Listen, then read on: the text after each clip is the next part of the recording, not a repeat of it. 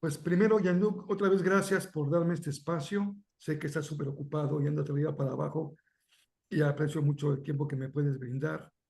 La idea es que podamos conversar por algunos, tal vez como una hora, si dispones de ese tiempo, de tu trabajo desde hace ya bastantes años Sí. en América Latina, en México.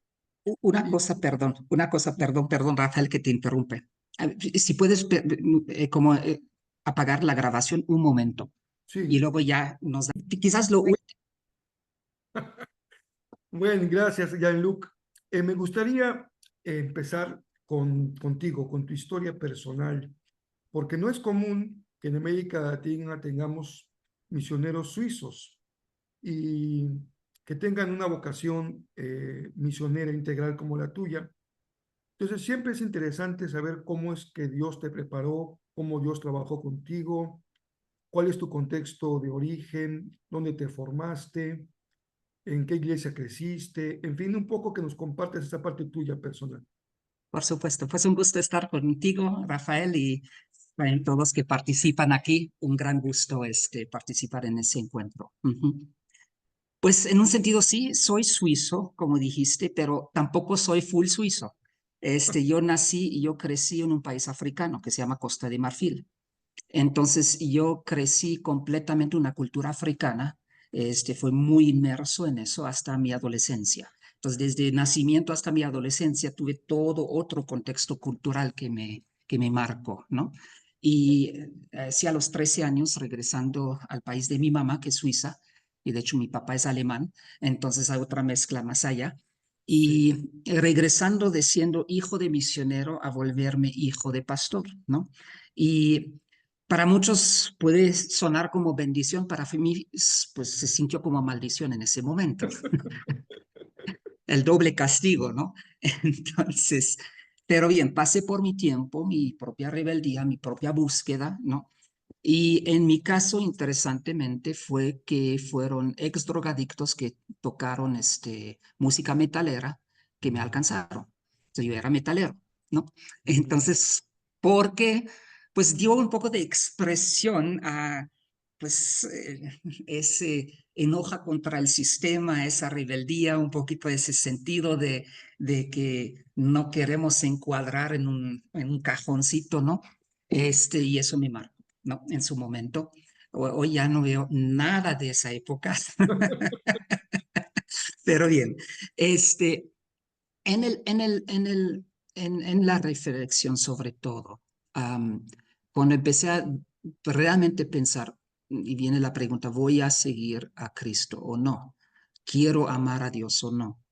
Este, para mí fue muy claro, no me interesaba entrar a una iglesia conservadora y simplemente estar ajustado en un ambiente con mucho control social y de que simplemente pues esté ahí. Yo tenía muchas preguntas y a mí siempre me decían, pues no hagas tantas preguntas, solamente cree.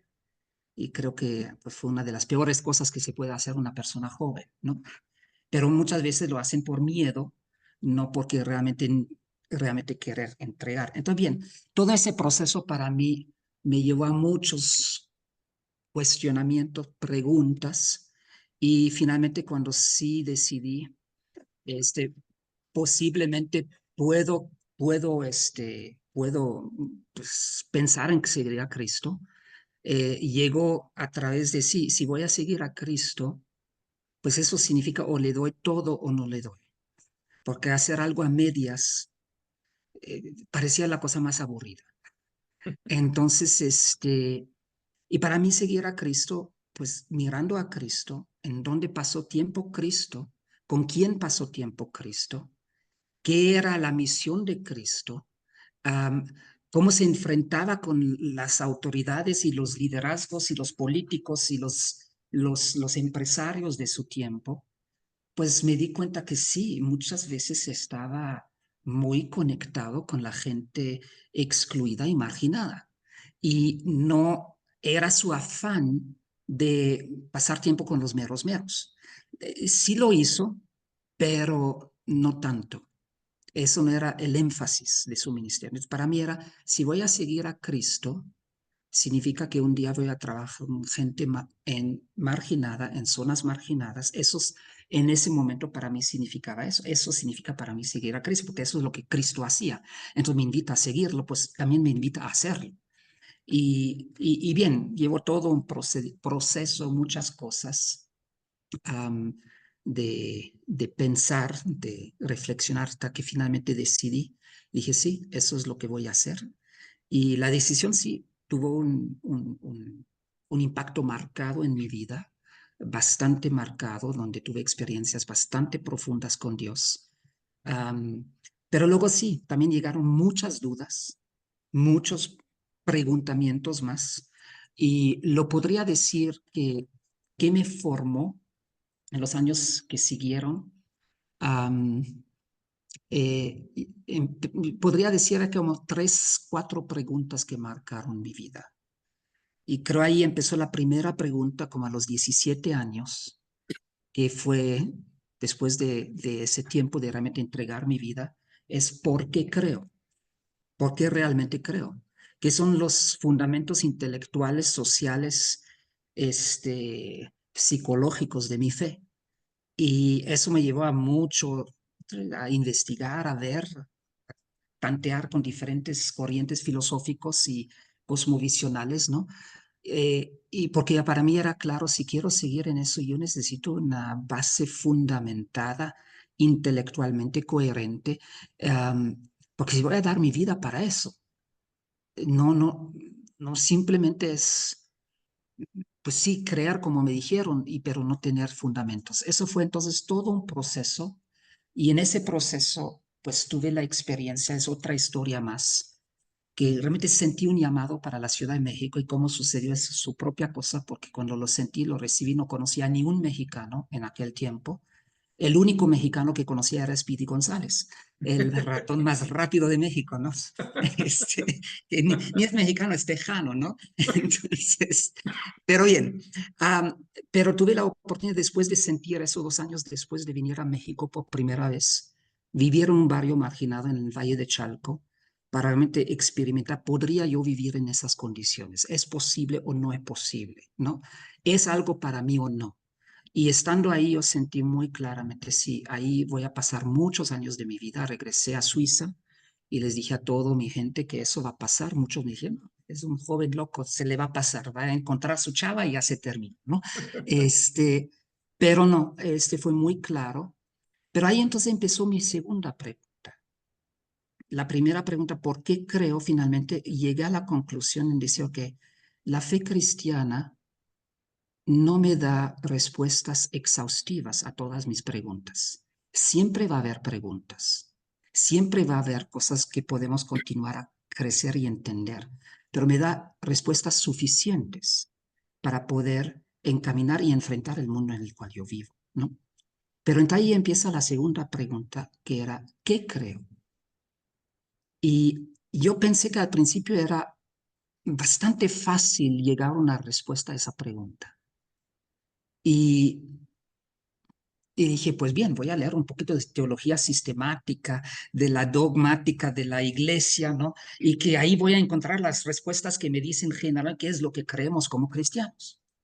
Pero me di cuenta pronto, y quizás por haber crecido en diferentes culturas y por haber visto diferentes expresiones de la fe cristiana, y quizás por haber diferentes formas de pensar, me empecé a dar cuenta, wow, muchas de las teologías, incluso sistemáticas, son muy influenciadas por el contexto cultural del escritor. Eso no significa que son falsos, pero obviamente, claramente tienen sus lentes con los cuales se está mirando el texto. Entonces me llevó a muchas preguntas más. Entonces, ¿qué realmente es lo que creemos? Porque hablas de la sana doctrina, uno tiene la sana doctrina así, el otro tiene la sana doctrina de otra forma, pero todos tienen su sana doctrina, ¿no? Pero muchas veces hay mucha contradicción entre ellos, ¿no? Y hablando de un coreano del sur de Corea, hablando con un nigeriano, hablando con un jamaiquino, hablando con un mexicano, hablando con un gringo blanco, con un afroamericano, empiezas a ver, wow, hay muchas formas de acercarse a eso. Y entonces, ¿cómo podemos realmente saber lo que creemos? Entonces me llevó a mucha búsqueda, que finalmente me llevó a Estados Unidos a estudiar en Eastern Seminary, ¿no? Con una bolsa llena de preguntas. Y tuve, sí, creo, un gran privilegio de poder pasar tiempo con profesores como Samuel Escobar, como Ron Sider, como con otros profesores de diferentes partes del mundo, que realmente fue muy interesante a desempacar muchas preguntas, ir más a fondo y también otra vez continuar. Entonces ahí yo sentí que okay, el que creo también tiene bases y para mí se basó mucho y ahí vamos con ese tema, a, a una teología narrativa, no una teología tan sistemática, que es creo un concepto muy occidental que quiere sistematizar todas las cosas, pero más pensar en historias. ¿Y cuál es la historia de Dios con su mundo? ¿Y cómo escribe Dios su historia con su mundo? ¿Y cómo nos invita Dios a nosotros a participar en esa historia? ¿Y cómo nos quiere equipar para que también podamos ser coescritores de esa historia? Y eso me llevó obviamente a todo ese concepto de la misión de Dios, ¿no? ¿Y cuál es la misión de Dios? Y cómo Dios, como el autor y el protagonista principal de esa misión, encamina la misión y a través de ese espíritu sigue expandiendo esa misión, ¿no? Y eso me lleva finalmente a la tercera pregunta, que era, entonces esa fe, ¿qué impacto real puede hacer en ese mundo? ¿Es nuestro Dios solamente suficientemente grande que puede cambiar las almas de las personas y los individuos o quizás las familias? ¿O hay una teología y una práctica, una misiología que incluso no solamente cambia individuos, pero que puede cambiar comunidades y hasta ciudades? ¿Es posible o no? ¿Y cómo se construye eso? ¿Cómo se implementa eso? Y eso finalmente dije, pues eso no viene solamente a través del estudio y a través de las pláticas y a través de las conversaciones. Eso es algo, la respuesta a esa pregunta solamente la voy a vivir vivencialmente. Y bien, trabajé por un tiempo como coordinador latinoamericano por un corporativo filantrópico, donde pude conocer a muchas diferentes organizaciones y ministerios, ver qué funciona, qué no funciona, cómo lo hace la gente. También viendo, lamentablemente, en el mundo cristiano también muchas cosas que no brillan tan bonito, ¿no? La corrupción que está también metido en muchos lugares, ¿no? Pero eso me convenció finalmente viendo sobre todo ciudades frágiles, zonas urbanas marginadas, y vi, lamentablemente no existen todavía suficientes modelos para realmente enfrentar esa realidad. No hay. Y sí vi algunos en África, en Asia, en Latinoamérica, pero dije, por la necesidad que existe, hay muy poco. Y mucha iglesia entra y sí, vamos a orar por la gente. Qué bueno, oren. ¿Y qué más? Pues vamos a proclamar la palabra para que entran al templo. ¿Y qué bueno? ¿Y qué más? Y otros, pues suelen de las ONGs, vamos a hacer una escuela, vamos a hacer un proyecto de microcrédito. Qué bueno. ¿Y qué más? Porque eso muchas veces impacta otra vez solamente al individuo y quizás lo saca de su miseria, pero no impacta todo un entorno. Y para mí entonces llega la pregunta, y cuando Dios dice busquen el shalom de la ciudad, busquen el bienestar de la ciudad, pues ¿a qué se refiere? ¿Cómo se hace eso? Y entonces por eso en ese momento sí, en el 2005 me mudé a México y en el 2006 entonces me mudé a Chimalhuacán, un barrio muy marginado en aquel tiempo. Fui a vivir allá en una chocita y dije pues desde abajo vamos a empezar. Y empecé a construir un ministerio que se llamaba Mosaico Urbano y con la intención como que éramos modelo de cambio inspirado por esa teología misional que puede hacer un impacto integral en la zona. Se fue creciendo, creciendo, con el tiempo con muchos altos y bajos, sí, con fracasos y con éxitos. Y finalmente sí, llegó en el 2020 cuando entregué el trabajo a una persona aquí, llegó a tener más de 70 empleados y impactando, sí, al año mismo, más o menos 35,000 personas de barrio, ¿no? En diferentes proyectos y formas. Pero luego voy a platicar cómo también hubo un gran fracaso después de eso, ¿no? Pero Algo bien, eso da un panorama general. Ujú, a mí me recuerdo muy bien, y algo de lo que a mí me impactó mucho en tu trabajo, es que conjuntas una convicción, una pasión de tu corazón que se nota que es parte de tu propia razón de vivir, pero con algo que tal vez en América Latina no somos tan cuidadosos, que es la parte estratégica, la parte de planeación, ujú, la parte de tener más o menos claro los aspectos que vas a cubrir, digamos, puede haber una buena respuesta de un corazón dispuesto al servicio, a ujú, mudarse a una comunidad, ujú, a empezar a trabajar en esa comunidad. Pero yo recuerdo que tú me compartiste la manera como estructuraste, me decías, sin planeación no hay misión, ujú, no se puede cumplir la misión si no hay planeación. ujú. Entonces, platícanos un poquito esa parte estratégica de Claro, planeación, como tú la concebías y como tú la entiendes. claro. Bien. Pues mira, voy a empezar con dos preguntas que a mí me impactaron y me hicieron reflexionar mucho. Muchas veces, y eso es lo que vi, mucha gente que tiene un corazón dispuesto y quiere hacer algo, llega, empieza con un llamado, con una convicción, viendo algo y empieza entonces, ¿qué puedo hacer yo para enfrentar esa problemática o esa población o ese lugar, ¿no? Y entonces empezamos, creo que con el corazón muy dispuesto, ¿qué puedo hacer? ¿A qué me llama Dios? ¿Qué puedo contribuir yo? Y es una buena pregunta. El problema con esa pregunta, sin embargo, es que cuando empiezas un ministerio con esa pregunta, el centro del cambio eres tú, porque se revuelve alrededor de qué talentos tengo, qué gente tengo a mi alrededor, con quién cuenta, qué recurso tengo. Eh, y entonces todo se revuelve acerca de lo que tú puedes. Y eso con el tiempo se vuelve en un limitante, porque pues, somos limitados y solamente podemos tanto. Y cuando yo llegué a Chimalhuacán por primero, pues era una ciudad en aquel tiempo de 1 millón de personas y vi como había 12 organizaciones de la sociedad civil y de los 12, 10 solamente era bajar recursos, venderlo, ¿no? Recibir donativos y venderlo. No era nada de un proceso de desarrollo, todo asistencialista. Y entonces dije, ¿qué puedo hacer yo en esa población? Inmediatamente te confrontas con tu ineptitud y con tu limitante. No hay suficiente recurso, no conozco a casi nadie, mis contactos son muy limitados, me falta talento, me falta personal, me faltan muchas cosas y sobre todo me falta tiempo.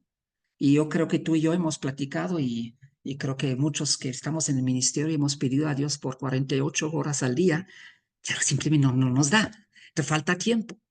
Entonces inmediatamente estás confrontado con tus limitantes. Y no está malo lo que estás tratando de hacer, pero tú eres el centro de todo el cambio, tú eres el centro de activar, de hacer las cosas. Entonces, ¿qué es ese pensamiento de planeación? Pues hay que decir, ok, yo creo que tengo que hacerme la pregunta distinta, porque el qué puedo hacer inmediatamente me lleva a mis limitantes, tarde o temprano. Entonces yo dije, creo que tenemos que hacer la pregunta distinto. Y la pregunta es, si realmente queremos ver un cambio, y creo que Dios quiere ver un cambio profundamente. Entonces, ¿qué es el cambio que Dios quiere ver? Y más que nada, ¿qué se requiere para lograr ese cambio? Pues cuando empiezas a hacerte esa pregunta, inmediatamente te abruma, porque híjole, se requiere de multitudes de iglesias vitales que no solamente están en sus cuatro paredes, que realmente se juntan para avivar a su entorno, ¿no? Para ayudar a traer soluciones. Se requiere un sistema educativo que no solamente deja a los estudiantes pasar de panzazo, pero que les lleva a una reflexión crítica y no solamente a la memorización. Se requiere de oportunidades de trabajo para que la gente no tiene que moverse 2 horas y media en la mañana para entrar al DF y regresar y estar frito en la noche y el fin de semana solamente tener unas horas que ni tienen tiempo para la familia, ni tienen tiempo para la comunidad. No hay capital social por el mismo trabajo, ¿no? Entonces se requiere de un sistema de salud que no por la próxima enfermedad ya estás endeudado para siempre y estás tapando una deuda con otra deuda, con otra deuda y viviendo una vida de esclavitud, ¿no? Entonces empiezas a ver todas las cosas y dices, caray, pues aquí no hay fin a todo lo que se requiere. Pero también te fuerza en una cosa y te fuerza a decir, necesito pensar desde el principio en qué realmente se requiere para lograr eso. Y entonces empezar con el fin en mente. Y desde el fin en mente empezar a reconstruir, o que si eso es el fin, ¿cómo voy a llegar? No solamente cómo vamos a llegar ahí, y te fuerza también decir, solo no lo voy a poder hacer. Imposible. Se requiere de aliados, se requiere de coalición, se requiere de colaboración con otros, porque a solo estamos, no, por ahí 24 horas tiene mi día y más no. Entonces, eso me llevó también entonces a decir, ok, yo creo profundamente el Espíritu de Dios es un espíritu de creatividad, es un espíritu de convicción, un espíritu de visión y un espíritu que sí es a veces muy improvisacional, por supuesto, y es bueno, pero también es un espíritu que es estratégico. Y para mí, viendo el espíritu, cómo actúa en Cristo y cómo, qué tan es la estrategia de Cristo y cómo encamina Cristo para poder buscar transformar su nación, su entorno, me parece súper interesante. Entonces, desde ahí, otra vez viendo, ok, ¿qué son los puntos que hay que hacer? ¿Qué se requieren? ¿Cómo los plasmamos para poder llegar del punto A a B, C, sabiendo que siempre hay movimientos, nunca es lineal, ¿no? Y de repente otra es un fracaso profundo, te caes sobre la nariz, híjole, hay que levantarse de nuevo, ni tengo ganas, pero bien, aprendes. ¿Cómo aprendo de esos errores? ¿Cómo aprendo a levantarme de nuevo? ¿Y cómo continúo, ¿no? Para enfrentar la realidad en la cual estoy viviendo. Yo creo eso para mí siempre ha sido sumamente importante porque una cosa que he visto claramente en Latinoamérica sobre todo, mucho entusiasmo y qué bueno, mucho deseo, qué bueno, pero también digo a veces nosotros somos los limitantes de lo que podría pasar. No es que no es posible lograr cosas, pero nosotros mismos podemos los limitantes mentales y a veces por no pensar bien de cómo llegó de A a B y la improvisación es súper interesante y bueno y se requiere, pero se tiene que combinar también con la planeación inspirado por el espíritu que te lleva a decir, ok, esas son las cosas que requieren, eso creo que es el corazón de Dios, o por lo menos así me lo revela en su misión, en su palabra. Y entonces, ¿cómo me ajusto a la misión de Dios para que esa visión pueda plasmar y encarnarse? Eh, lo que comentas me hace pensar, tenemos al misionero en ese caso, que puede ser de un tipo o de otro, pero un individuo o un grupo, una comunidad que tiene el encargo misionero. Hay una congregación local o varias congregaciones locales con el proyecto misionero, o que se entienden como iglesias Correcto, misionales. correcto, Determinan una comunidad donde van a trabajar, que puede ser una vocación del Señor, una necesidad que detectaron. Vamos a trabajar en una zona de la Sierra Tarahumara, en correcto. Chihuahua. Muy bien, entonces, lo que estoy escuchando, Jean-Luc, es que este grupo y esta iglesia local no es el centro de esa actividad misionera. Ahí hay una comunidad en Chihuahua que tiene necesidades particulares y peculiares. Este Y, grupo y también recursos. y recursos, claro. Este grupo o individuo entra en ese contexto para hacer una labor transformacional en esa comunidad. Pero esa comunidad, mi reflexión sería, tú como misionero empujas las áreas de transformación, tú como misionero escuchas lo que ellos quieren transformar, tú como misionero te sumas a proyectos que ya están ahí o que van a nacer o que aún no han nacido, pero que pueden nacer mañana de la propia comunidad. Tú como misionero, ¿buscas o estás abierto a que otros se sumen contigo y entonces ahí tú pierdes el control total de tu proyecto? Porque si entra otro y entra otro y entra otro, ya es un trabajo de comunitario en donde muchos o varios participan y también tendrían un proyecto o una visión o un propósito que puede ser complementario o no. O sea, lo que percibo es que de manera distinta como se hace de manera tradicional, donde hay un misionero, una iglesia, va a plantar una iglesia o tiene un proyecto de agua potable o tiene un proyecto de educación de niños. Siento que lo que tú me compartes es, estamos ahí, hacemos muchas preguntas, vemos necesidades, vemos recursos, pero como que tú no eres el centro del proyecto, tú tratas como de sumarte a un proyecto, lo que Dios quiere hacer en esa comunidad, pero eso requiere una gran capacidad de redes, de conversaciones, de acuerdos, que no estamos preparados como ministros, no hemos sido enseñados en el seminario o en el instituto a desarrollar ese trabajo y que implica un cambio de paradigma muy grande para insertarme en esta obra misionera. No sé si he entendido bien. Absolutamente, sí, entiendo lo que estás tratando de decir. Entonces, sí, cómo lo haces de una forma y que, porque sí, obviamente, si yo organizo mi iglesia, mi proyecto, mi asociación civil, pues finalmente yo tengo el control de ello y dejo decir quién entra, quién sale, y desde ahí yo impulso el cambio.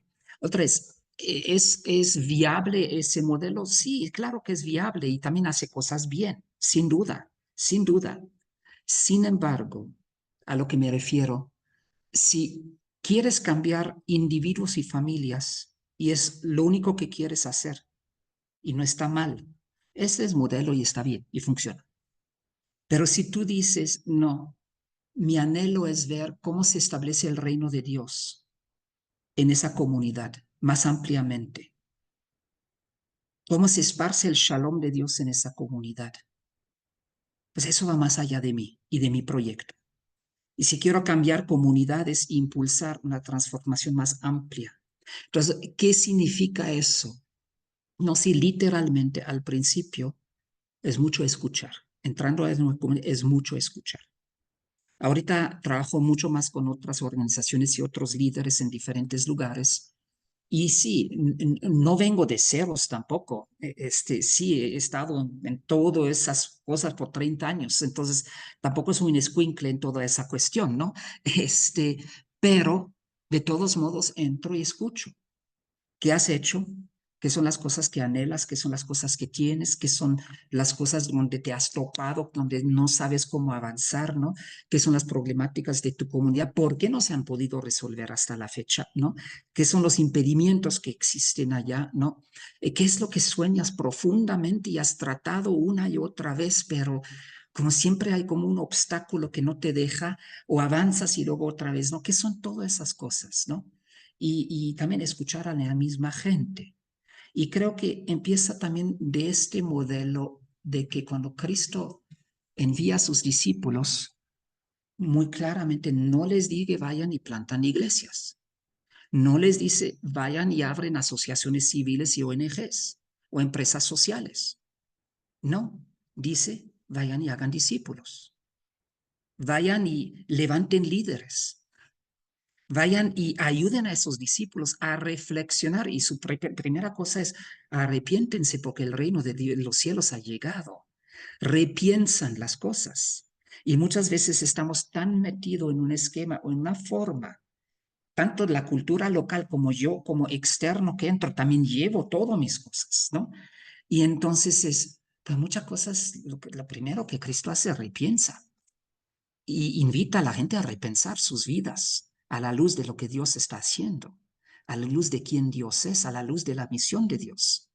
Y eso es un proceso de escuchar y finalmente es quiénes son los potenciales líderes que podemos identificar. Y entonces sí, hay cosas muy concretas y no voy a decir que no venimos con nada, vamos a ver cómo se dan las cosas, no, sí tienes que entrar con una idea porque al fin de cuentas Si ya toda la gente local lo sabe todo, pues yo no sé para qué vienes. No se te requiere, ¿no? Si ya lo tienen todo ahí, pues entonces estoy perdiendo mi tiempo. Ellos mismos lo pueden hacer. Sí se requiere del misionero, sí se requiere del apóstol, sí se requiere del pastor, del profeta, del evangelista, del maestro que viene de afuera y que impulsa a la reflexión, que impulsa a mover. Pero eso lo veo muy bien también en todo el misterio de Cristo. Él viene a levantar discípulos y líderes y los inspira. Es lo que vemos a Pablo. El lugar donde más tiempo pasó fueron 2, 3 años en Éfesos, ¿no? Sino él se fue moviendo y levantando nuevos líderes, nueva gente para impulsar un movimiento, ¿no? Y entonces sí es riesgoso, muy riesgoso. Y ya también lo tuve que aprender dolorosamente. Te pueden traicionar, te pueden mirar la cara, pero aún así Cristo entrega el control. Es su modelo y yo me estoy llamado a seguir a Cristo, no a otro profeta y apóstol. Y él entrega el control sabiendo que el mismo Judas que tiene la caja, aún así, el Pablo que entrega el control muchas veces a otros, ¿no? Para continuar. Y desde ahí, pero sin embargo, sí hay un marco, hay un modelo y, y entonces empiezas a caminarlo con la gente porque la gente sí necesita dirección.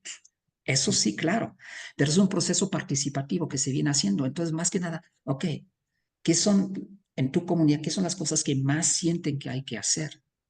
¿Qué son las cosas que impiden la vida aquí? Que piden que no fluye um, eh, ese sueño de Dios, que vivamos con ese shalom. Quizás son las familias, quizás son los jóvenes, quizás son los niños, quizás es la situación de la salud y obviamente todo también la espiritualidad y que es fundamental para el cambio de carácter, el cambio de cosmovisión. Y entonces, pero otra vez se te acerca a eso más de un enfoque, no tanto, quiero que conozcas a Cristo y vengas a mi iglesia. Claro, yo quiero que la gente conoce a Dios profundamente, pero empieza más desde un punto de vista de que, sí, ¿qué son las cosas que te quitan sueño, que te quitan vida, que no te permiten avanzar? ¿Qué son las cosas que celebras, que están funcionando bien aquí, que hay que resaltar? Y desde ahí, ¿quieres tú participar en un cambio? Pues sí, ok, entonces yo te acompaño. Yo me acuerdo cuando vi, y solamente dejo esa última parte, cuando entré a unas comunidades, barrios, la gente siempre, ¿y tú qué me traes? Y claro, gringo, me veo gringo, ¿no? Es ojos azules y todo eso. Y mi primera respuesta, yo no te traigo nada. Mi hijo es mi propio dependiente, de él sí tengo que preocuparme. Yo no soy ni tu tío, ni tu padrino, ni nada de eso. Entonces, la pregunta es que tú fuiste creado a la imagen y semejanza de Dios. Tú tienes talentos, tú tienes cosas que aportar. Dios te mira y te mira con deleite. La pregunta es, ¿qué quieres hacer tú? ¿Qué quieren hacer tus vecinos? ¿Cómo quieren continuar a vivir? ¿Qué son las cosas que quisieran terminar a hacer? Y entonces, si quieres, con mucho gusto me vuelvo en tu amigo y te acompaño en ese proceso. Ya. Sí, quien nos escucha se pregunta, se plantea, en términos prácticos, ¿qué cosas vemos en el trabajo de esta iglesia misional? Ujú. En el sentido de qué reuniones tienen, qué contenidos tienen, el trabajo de formación de líderes, en qué consiste, líderes para qué, líderes para tener alguna actividad dentro de la iglesia o fuera de la iglesia, cómo trabaja la parte espiritual, estás buscando formar una iglesia y un templo, tener una iglesia institucional con tu templo, estás buscando tener mejoras en el agua, en la pavimentación, en el deporte, o sea, en la práctica, en tu ¿Cómo se ve eso? experiencia, Jean-Luc, ¿cómo Correcto. eso se va dando, se va gestando para pasar del momento en que alguien llega y que está algo muy vulnerado, muy carente, y tal vez después de 5 años, 10 o 15, qué va quedando, qué se va viendo como la presencia del reino, Así como es, el cumplimiento de la misión. correcto. Si me permites otra vez, quiero empezar y creo que es fundamental, y simplemente hablo de mi propia conceptualización de eso, ¿no? Y sé que otros quizás tienen otro acercamiento al tema, ¿no? Pero desde mi pensar, muchas veces estuve preguntándome cómo realmente se mira eso. Y creo que hay que empezar otra vez con una redefinición de cosas. Voy a hacer un comentario que puede sonar controversial, pero está basado en mi experiencia y en mi viajar por muchas partes de Latinoamérica y observar muchas cosas. Hace como 10 años atrás, uno de los grandes proponentes de la misión integral se llama Harold Segura. Él era presidente en ese momento de Visión Mundial Colombia. Sacó una crítica muy fuerte en decir, la misión integral no ha funcionado. Y todo lo que venimos a hablar no ha funcionado. Obviamente eso en su momento trae la respuesta a Real Padilla, ¿no? Que es pues uno de los padres de la misión integral, mis grandes respetos para el viejito, que realmente nos ha inspirado a todos, ¿no? No, ¿cómo puedes decir eso? Y empieza una controversia. Mi reflexión a lo largo de los años, y solamente se está cristalizando más y más en los últimos 5 o 10 años, es que la misión integral claramente no va a funcionar con el modelo eclesial que tenemos. El diseño del modelo eclesial que le tenemos ni permite la misión integral. Lo que permite es que la iglesia, aparte de muchos de sus programas, también hace un proyecto social. Eso sí lo permite. Entonces, muchas veces la misión integral, lamentablemente, hoy es que concebido como, sí, también hago misión integral, significa también hago un proyecto social. Y eso no tiene nada que ver de lo que realmente es el origen, y creo que también los teólogos como René, como Orlando Postas, como Samuel Escobar, como Tito Párez, ellos nunca pensaron en eso, pero en la práctica sí se volvió, ¿no? Y en ese sentido, Harold Segura tiene razón. La misión integral no ha impactado a la iglesia, ni la iglesia ha adoptado mucho de la misión integral, ni la ha entendido en la práctica. Entonces, yo creo que conceptualmente, a mí viene una redefinición del mismo término de iglesia. Y etimológicamente, perdón que lo digo así, pero creo que tiene cosas muy importantes ahí adentro. Yo veo Latinoamérica lleno de iglesias litúrgicas. Estamos plantando iglesias litúrgicas. ¿Está mal? No, no está mal. Pero el centro es el culto dominical. Son iglesias cúlticas. Y todo se rodea alrededor de este centro cúltico. La predicación, la banda de alabanza, la ministración el domingo. ¿Está mal? No, no, perdón, no me tomen, no voy a decir que está mal. Es un espacio que se aparta para pasar tiempo con Dios. Y eso es bueno. Pero cuando vamos otra vez a la definición, muy interesante otra vez para mí, porque Cristo y los apóstoles adoptan la palabra eclesia en su momento, que es un concepto que viene de la polis griega, de la ciudad griega, que literalmente en México le decimos un COPACE, un Consejo de Participación Ciudadana. Eso es el equivalente de lo que fue la eclesía en la ciudad griega. La asamblea de los ciudadanos que buscan y vigilan sobre el bien de la ciudad. Eso es lo que era, no era otra cosa. Y entonces la pregunta siempre para mí fue, ¿por qué Cristo y los apóstoles no ocupan la palabra templo o sinagoga para definir esa nueva agrupación que quieren hacer? ¿Por qué toman otro concepto completamente de otro mundo, pero ahorita lo quieren rebautizar en un sentido, lo quieren rellenar con otro ADN, pero no dejar eso? Porque otra vez para ellos fue muy claro y para Cristo fue muy claro. La sinagoga y el templo tienen su lugar, pero no es la esencia donde está el reino de Dios. El reino de Dios es donde 2 o 3 se juntan para buscar el bienestar de la ciudad. el shalom de la ciudad.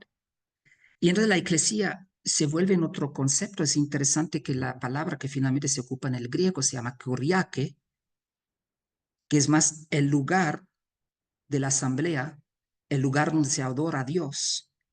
Y en inglés, pues eso se vuelve en church y en alemán en Kirche, y eso se vuelve la iglesia litúrgica. Y entonces definicionalmente, por el mismo diseño, hemos creado iglesias litúrgicas, no está mal. Y hoy día la iglesia litúrgica tiene lugar dentro de la eclesía, pero la eclesía es muchísimo más de lo que es la iglesia litúrgica. Pero es un trasfondo. Y desde ahí, entonces, ¿qué significa eso prácticamente?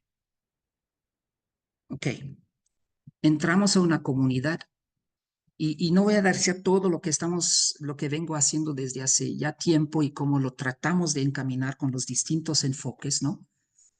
Pero empieza otra vez en decir, claro, necesitamos un discipulado. Por supuesto, yo quiero que la gente conozca a Dios, que se reconcilia con Dios, consigo mismo, con su prójimo, con su comunidad, con su mundo. Y eso lleva a otra vez, ¿cómo es un discipulado integral que se está haciendo? Claro, yo quiero que aprendes a leer la Biblia, yo quiero que aprendes ¿cómo se dice?, a orar, pero también, ¿qué es la espiritualidad que estoy como viendo? ¿Cómo se afecta eso en tus relaciones? ¿Qué es la cultura del perdón que vas a empezar a aprender? ¿Cómo se revela eso? Entonces se hacen en nuestro contexto como, sí, pequeños agrupaciones, grupitos que se forman y esos grupitos pueden ser estudios bíblicos, pero también puede ser un club de salud comunitaria. Puede también ser un club de tareas. Puede también ser un club deportivo. Pero dentro de eso empezamos a reflexionar acerca de la vida, acerca de qué son esas cosas que Dios nos lleva, ¿no? Y desde ahí sí se hacen, ¿cómo se dice? Se crean discípulos líderes. Y entonces ahorita que estoy trabajando con diferentes comunidades de fe, ministerios, organizaciones, sí empezamos realmente a ver qué hay en tu comunidad, quién está presente y dentro de un marco mucho más integral cómo empezamos a construir eclesía dentro de esa comunidad. La finalidad no es la calle pavimentada o tener agua, pero tampoco la finalidad es tener un templo con un edificio. La finalidad, voy a decir, todas esas son instrumentos importantes, buenos, pero no el centro. Y cuando los volvemos en el centro es donde creo que nos equivocamos, ¿no? O minimizamos la misión de Dios, la hacemos más, la achicamos, ¿no? Y entonces, dentro de eso otra vez, bien, vamos a trabajar con los jóvenes y crear procesos de capacitación vocacional para que ellos se pueden empezar a desarrollar, pero dentro de también le meto al discipulado, porque yo quiero que sea tú un profesionista, un líder que realmente no solamente vive para trabajar, no solamente vive para ganar, pero vive para también impactar a su entorno. Yo quiero trabajar con las mamás y con los hijos. ¿Cómo haces una crianza con más ternura en tu casa? ¿Cómo puedes empezar a vivir y disminuir también todos esos traumas que llevas, que eres múltiplemente herido? Y entonces proyeccionas y continúas con eso. ¿Cómo podemos reducir eso? ¿Cómo podemos, claro, juntar líderes y empezar a buscar formas de cómo podemos mejorar nuestro aspecto comunitario, cómo también podemos mejorar nuestra propia salud, porque creo el templo nuestro cuerpo es el templo del espíritu.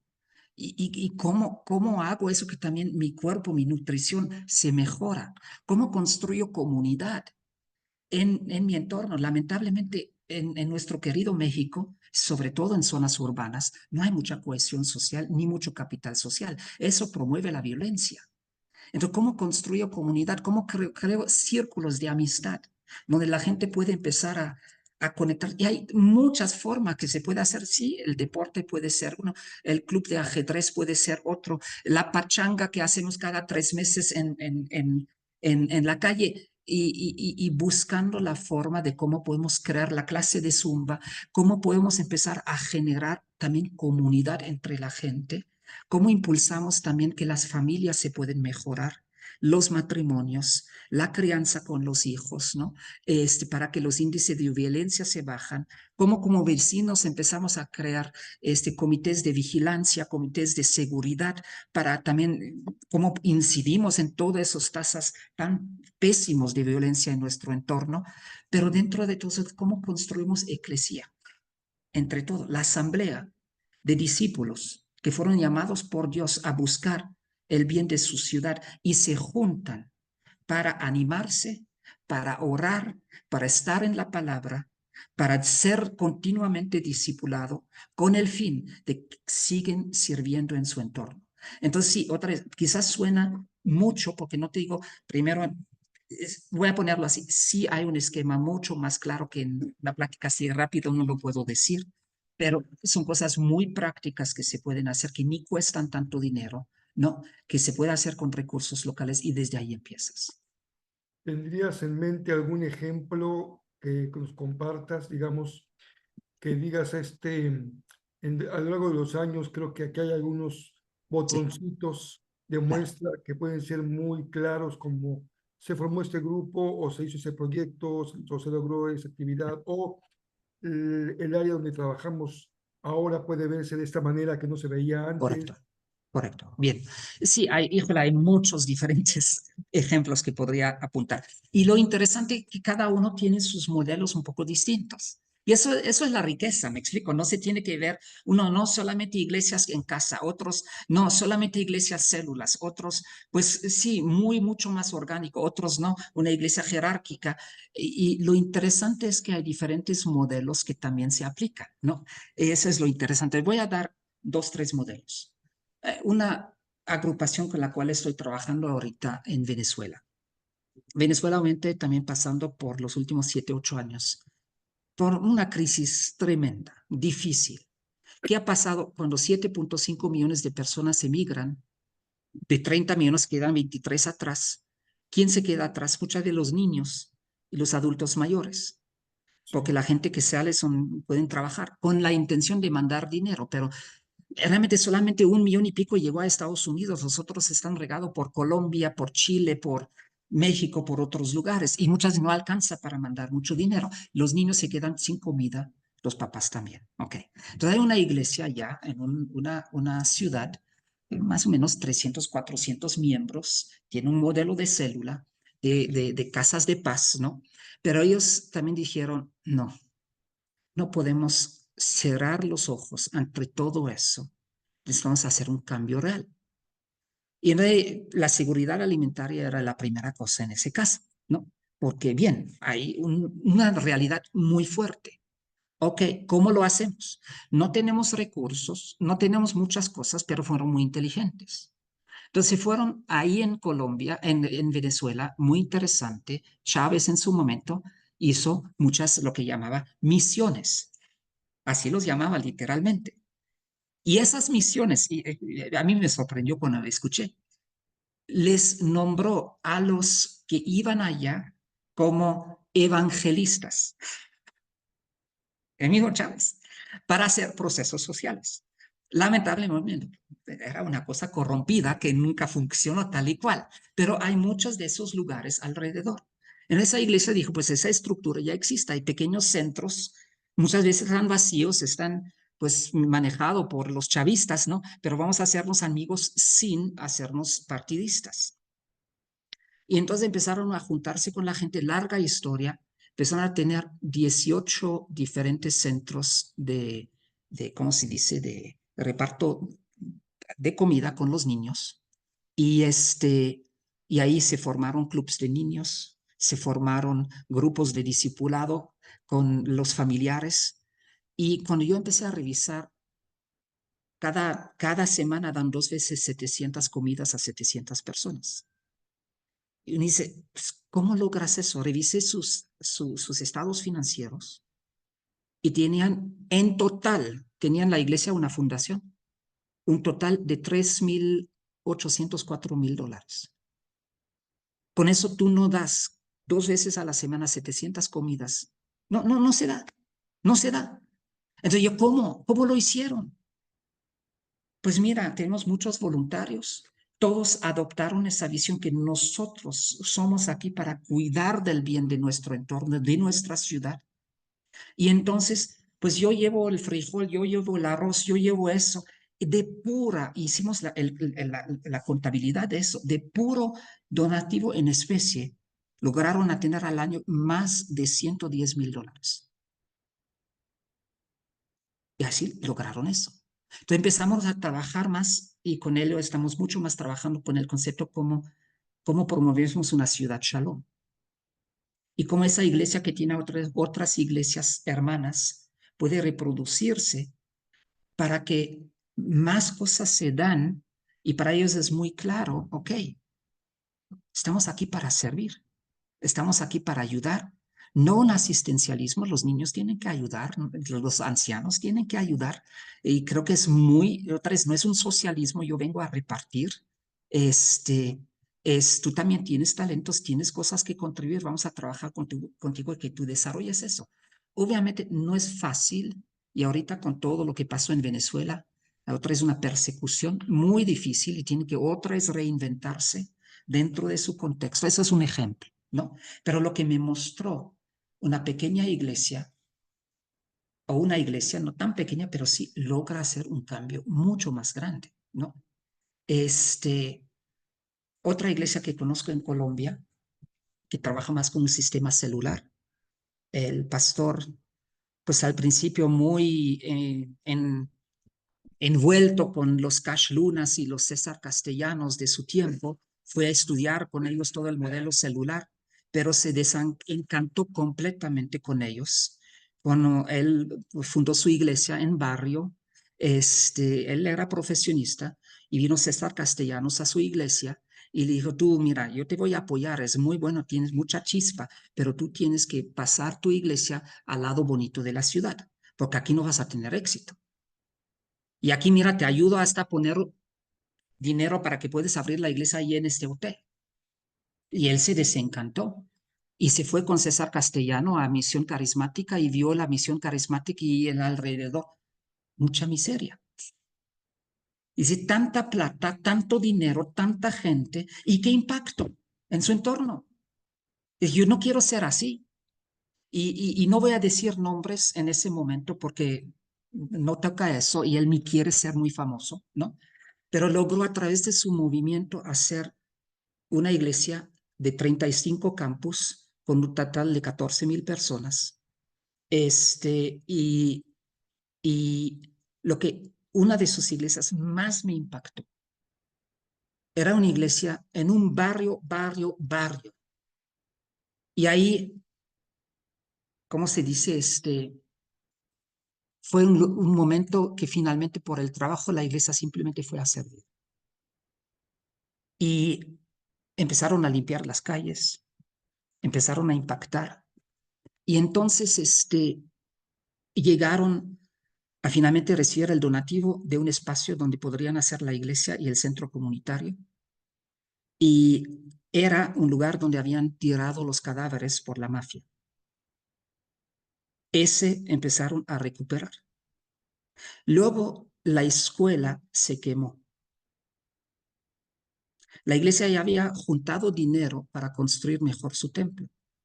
De hecho, se llama la iglesia del techo abierto porque todavía no tiene techo. La iglesia se quemó. ¿Qué hace la iglesia? Dice, estamos aquí para servir a nuestra comunidad. Se van con la administración de la escuela, dice, ¿cómo podemos servir? Mira, el gobierno ahorita nos va a dar por mínimo 2, 3 años, vamos a estar en carpas y todo eso. Nosotros les ayudamos. Movilizaron a toda la iglesia y dentro de 2 meses habían reconstruido toda la iglesia. Todo el dinero ahorrado para su templo se metió a la escuela porque estamos aquí para servir. A mí me impactó cuando entré a esa iglesia también un culto lindo, lleno de 1,000 jóvenes. Y vino de todos lados y vi la liturgia. ¿Quiénes estaban? Enfrente, la niña de 10 años haciendo la oración. ¿Cómo se dice? Los jóvenes con una producción artística, cultural, no religiosa, muy, muy fuerte, muy, muy impactante. Es la predicación muy directo, bonito. Y me quedé impactado y dije, ahí sí recupera algo de la esperanza de esa iglesia celular, porque esa iglesia está haciendo un impacto y la gente lo ubica, no todos están ahí, pero en el barrio sí, las tasas de violencia han bajado, por supuesto, ¿no? Y la gente mira a la iglesia con integridad, porque ellos, aunque no voy, ellos están aquí para buscar el bien. Y han impactado y por eso han crecido. Esos son dos ejemplos. Hay Ahora, muchos más, pero bien. ¿consideras que el modelo de la iglesia orientada a la misión en su comunidad, en su área, es un modelo propicio para zonas marginadas o también tiene su sentido en clases medias, en situaciones de menos carencias, o habría que entender que son diferentes modelos, diferentes contextos? No, Cómo lo no. ves? No, yo creo, no hay una iglesia para la clase alta y una iglesia para la clase baja. No lo creo. Absolutamente no. La iglesia es la iglesia porque Cristo así la fundó, ¿no? Hay que contextualizarla, por supuesto, pero bien. Mira, yo estoy trabajando con otro concepto que simplemente lo voy a lanzar sin ir mucho más a fondo, ¿no? No sé si has escuchado una vez de las zonas azules. ¿Sí? ¿Has escuchado de ellos? Las zonas azules, ¿no? Ok. Quizás si te vas a Netflix vas a encontrar una serie sobre las zonas azules. Muy interesante. Fue iniciado por un investigador de National Geographic que empezó a ver hace más de 30 años atrás diferentes comunidades en diferentes partes del mundo donde había muchos noventarios y centenarios en buena salud. Y era muy frapante porque hay tanta gente aquí porcentualmente que son tan grandes en buena salud. ¿Qué pasa aquí? ¿Por qué hay tanta longevidad aquí? Entonces, sus primeras 5 comunidades que empezó a estudiar, una en California, una en Costa Rica, una en Sardinia, una en Grecia y una en Japón, todo el globo. Y empezó a ver qué son las cosas que impulsan el bienestar de toda esa comunidad. Y entonces finalmente, después de mucha investigación, llegó a 9 temas y factores primordiales. Uno tiene que ver con la nutrición, otro tiene que ver que la gente se mueve, otro tiene que ver naturalmente, ¿no? Otro tiene que ver que, como se dice, que la familia es muy importante, otro tiene que ver que hay comunidad y la gente se junta para disfrutar de su amistad. En Sardinia es la hora feliz y a las 5 todos se juntan en su pueblito para tomarse una copita de vino y se van a casa sin emborracharse, me explico. En Grecia es otra cosa, en Costa Rica era con adventistas y entonces ahí pues tienen sus celebraciones los Shabbats, ¿no? Y se juntan regularmente y mucha cosa entre familia. Entonces también sirven a su comunidad, ¿no? Buscan el bien. Entonces hay 9 factores muy interesantes. También participen en una comunidad de fe. Y eso fue también uno de los 9 factores.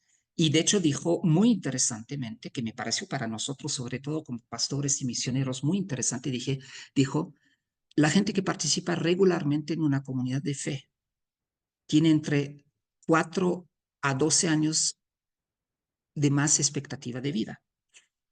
Muy interesante. Y uno empieza a decir, ok, se puede entender, claro, en la iglesia también hay mucho estrés, sobre todo para los pastores, pero para mucha gente que va es como, por lo menos a un poder superior. Y en Japón son los shintos, en Grecia son los ortodoxos, en Sardinia católico, en Costa Rica fueron los adventistas y en California fueron protestantes, ¿no? Pero todos de una forma tenían esa convicción y eso produjo muchos noventarios y centenarios, ¿no? Bien, a mí me pareció súper interesante y nosotros mismos dijimos, ¿cómo se adapta eso a ciudades tan movido, tan como los tenemos en Latinoamérica? ¿No? Porque muchas de esas cosas eran un poco más rural, un poco más, como se dice, con ya varias generaciones, multigeneracional, etcétera. Pero yo creo que hay mucho que aprender y ajustar, porque a mí me pareció, ok, ¿cómo quiere que Dios quiere que vivamos? Pues yo creo que Dios quiere que vivamos con un bienestar con Él, con un bienestar con uno mismo, con una salud que, claro, a veces me toca una enfermedad pero también hay muchas enfermedades como la hipertensión, la diabetes, muchas cosas que son flagelos para nosotros, que se pueden evitar si uno empieza a trabajarlos. Y no es porque Dios me la mandó. Este, y, y, pues el ejercicio, la comunidad, tener amigos, servir juntos, no solamente mirar en mí mismo, tener generosidad, tener una cultura del perdón, una de las cosas que también que la gente vive con propósito, que hay un propósito en la vida, un significado, que no solamente me levanto para sobrevivir. Entonces, todos esos son factores que uno dice, eso se aplica tanto en la comunidad frágil, marginada, como en la comunidad más de clase media. En la comunidad de clase media creo que hay, sobre todo en Latinoamérica también, un individualismo familiar muy, muy frapante. Y es yo y mi familia. Y si yo y mi familia avanzamos, chévere. Si los demás no, pues es su bronca. Y hasta unos más fuertes, quizás los cristianos, ¿no? Si se pudre, no me importa, ¿no? Pero hay, y lo digo un poquito fuerte, pero hay ese individualismo. Y creo en la iglesia, sobre todo, si hacemos iglesia entre clase media, si solamente proveemos un espacio litúrgico para que la gente puede venir y sentirse emocionalmente un poquito mejor, recibir algunos consejos y regresar a casa para continuar con su vida individualista. Antes vamos acortando el evangelio y la misión de Dios mucho. Si podemos también ver ahí cómo en tu integralidad, en todos esos aspectos, salud, relaciones, amistad, tiempo con Dios, propósito de la vida, servir a otros, ser generoso, eso se aplica a todos Claro. en diferentes formas. Ya, Luke, se nos acaba nuestro tiempo, Claro, pero te quería pedir como última pregunta o comentario tuyo. Tú has dedicado 30 y tantos años de tu vida a la misión, desde ese joven que se preparó con muchas preguntas y que encontró en su camino sus propias respuestas. La pregunta última este día es, ¿vale la pena entregar la vida, levantarte de cosas dolorosas, a pesar de que uno puede enfrentar fracasos? Hasta este momento en tu vida, ¿consideras que eh, ha valido la pena este proyecto tuyo, de acuerdo a lo que tú sientes que el Señor te llamó? En fin, ¿qué nos compartirías de eso? claro, claro. Y me parece muy, muy contundente, pues, puntual y muy importante tu pregunta.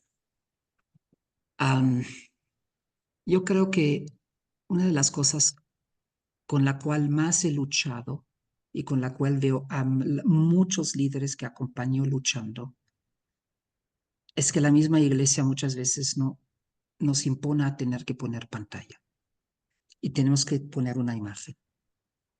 Y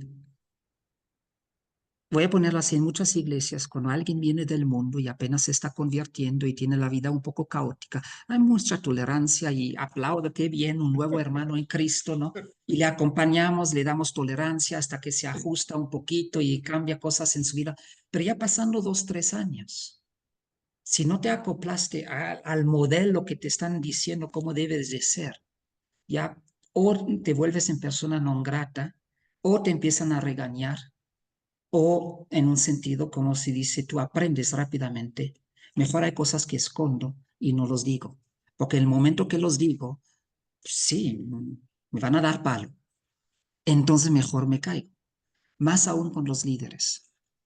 Y creo que es una tristeza profunda, porque cuántos líderes no tienen un lugar seguro donde pueden también hablar de sus fracasos. El fracaso es algo muy natural en la vida ministerial.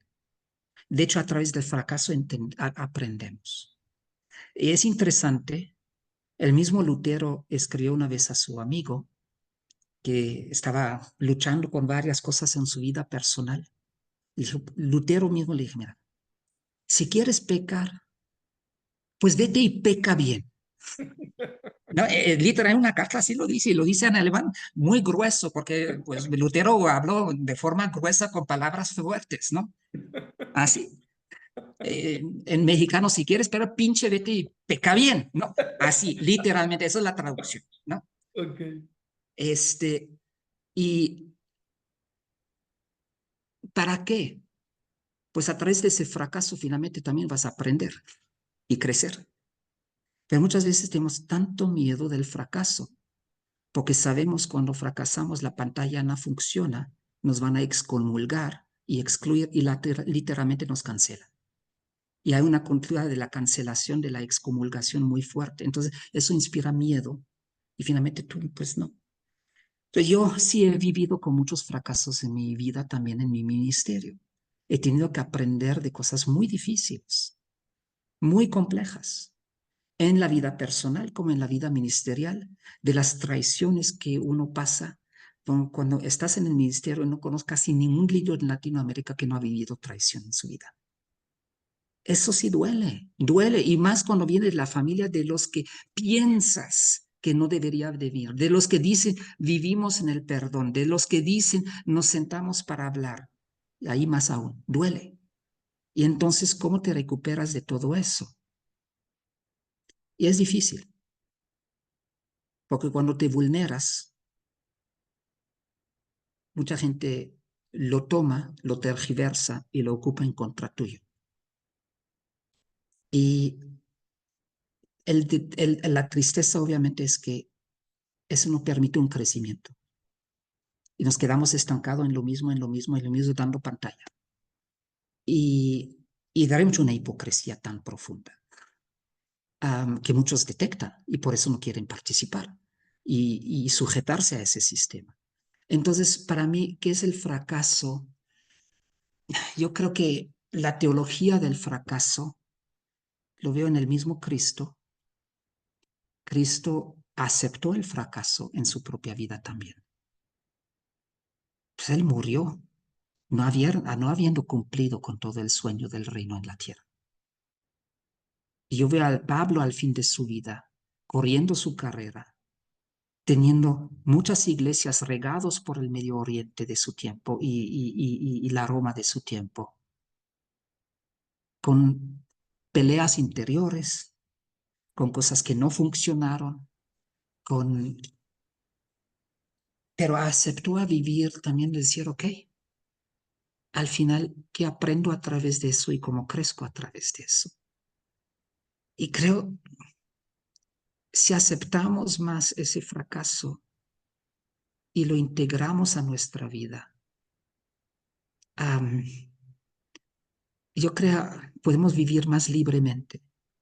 Quizás quisiera terminar con ese punto. También en Latinoamérica, con tanta gente que me topo, existe mucha pena y vergüenza en la gente. Eh, Hablamos de Venezuela, de Colombia, de México. La autoimagen corporal, ¿cuánta cirugía plástica existe? ¿Cuántas de esas cosas existen? Porque mucha gente no se siente cómoda en su cuerpo, no se siente suficiente. Hay una pena y si definimos la vergüenza como no soy suficiente, entonces siempre tengo que poner pantalla e imagen. Y hay una epidemia de la vergüenza en Latinoamérica. Y la pregunta obviamente surge desde ahí.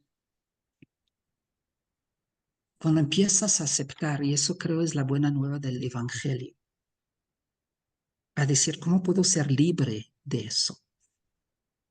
¿Cómo puedo ser salvado de eso? Para que sé que soy suficiente a los ojos de Dios, que soy profundamente amado. Eso finalmente te libera para amar y servir. Pero lamentablemente, muchas veces la iglesia todavía no ha encontrado el camino de enseñar eso. Y se vuelve más atrás, tienes que cumplir con esos reglamentos y esas reglas, y si no, pues ya, no das pantalla. Y muchos no pueden, y la mayoría de los líderes tampoco. Y eso es la hipocresía. Pero el mismo sistema los fuerza a continuar a fingir que lo pueden. Y es difícil. Yo también he sido acusado y defamado y cosas, y te duele cuando viene de gente que dice, hijo. Y también te preguntas, ¿quiero continuar realmente con todo eso? ¿Realmente vale la pena? Y muchas veces me pregunto, ¿vale la pena hacer todo ese esfuerzo para que finalmente te apuñalan y te dejan tirado en el alcantarillado? No, te preguntas realmente. Y otra es la única cosa que vienes a regresar, es decir, Dios nunca me pidió la perfección, me pidió la integridad. Y de hecho, cuando Cristo dice, sean más perfectos que los fariseos, no dice sean perfectos impecables, dice sean más íntegros que los fariseos. Integren las diferentes partes de su vida. Entonces hay cosas de mi vida, los fracasos, no me siento orgulloso de todo. Hay cosas que todavía me duelen, pero muchas veces tratamos de esconder eso abajo de la mesa porque no es bonito. Pero integridad significa integro, también esas partes también forman parte de mí. También me han impactado. ¿Y cómo los integro? Y si la iglesia logra enseñar esa parte del discipulado para ser más íntegros, más completos, entonces somos más imagen y semejanza de Cristo y de Dios. Y eso nos libera. Entonces la verdad sí nos hace libre, Claro. literalmente.